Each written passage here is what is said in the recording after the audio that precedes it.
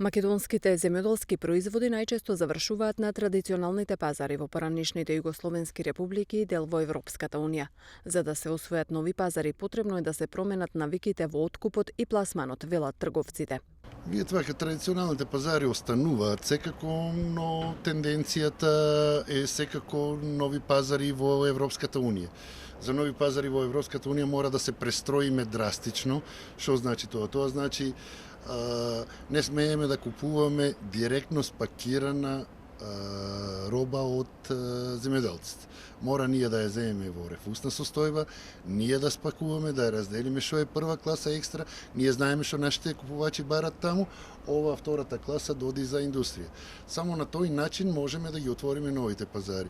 Вака конвенционално како што работиме до сега за нашите стандарди ју пазари, тоа веќе не минува. Витанов додава дека треба внимателно да се испланира начинот на кој би функционирал најавениот откупен центар кој како инвестиција во Струмица го најавува Министерството за земјоделство. Меѓутоа не сум толку сигурен дали истата ќе биде ставена добро изорганизирано во функција за потребите да се задоволат страстите на сите.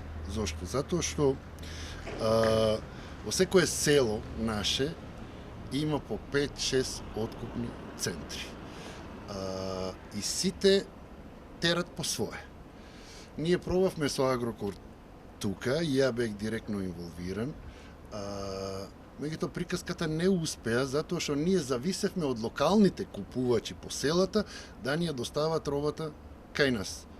Не гледам како тоа другачие ќе се смени, ако земеме сега 10-12 години покасно од Агрокор, кога производство е намалено за 50% и луѓето бегат од земјоделието, треба додека не е започната инвестицијата добро да се размисли за таа идеја.